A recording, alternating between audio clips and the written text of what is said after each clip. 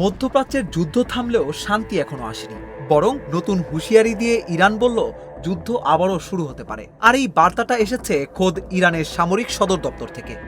ভাবুন তো, একদিকে যুদ্ধবিরতি চলছে, অন্যদিকে ইরান বলছে আমেরিকাকে বিশ্বাস করা যায় না। তাহলে কি আবারও জ্বলে উঠবে মধ্যপ্রাচ্যের আগুন? ইরানের সামরিক কর্মকর্তারা বলছেন যুক্তরাষ্ট্র কোনো চুক্তি বা প্রতিশ্রুতির প্রতি আন্তরিক নয়। তাদের দাবি, যুদ্ধবিরতির আগে ইসলামাবাদে হওয়া আলোচনা, এমনকি যুদ্ধবিরতির সময়ও তেহরান নমনীয় অবস্থানে ছিল, কিন্তু ওয়াশিংটন নাকি সেই সুযোগে আরও চাপ বাড়িয়েছে।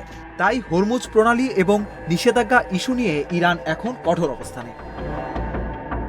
ইরানের বক্তব্য পরিষ্কার, নিষেধাজ্ঞা প্রত্যাহার আর অবরোধের বিষয় আগে সমাধান করতে হবে, তারপর অন্য কোনো আলোচনায় যাওয়া সম্ভব। অর্থাৎ তেহরান এখন মনে করছে আমেরিকা আলোচনার নামে আসলে আত্মসমর্পণ চাইছে। আর সেই কারণেই ইরানের ভেতরে এখন যুদ্ধ ফের শুরু হওয়ার আশঙ্কা বাড়ছে।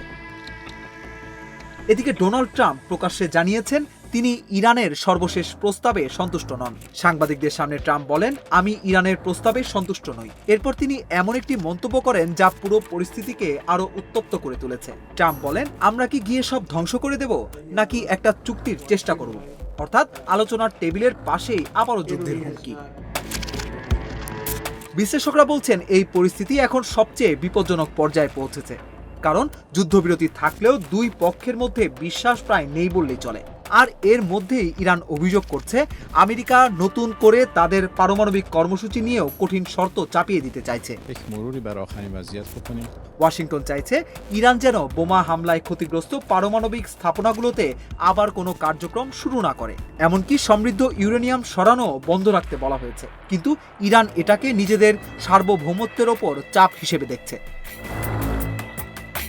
এদিকে সবচেয়ে বড় চাপটা এখন বিশ্ব অর্থনীতিতে। হরমুজ প্রণালী এখনো পুরোপুরি স্বাভাবিক হয়নি, কিন্তু সংঘাতের কারণে এখনো জ্বালানি বাজার অস্থির।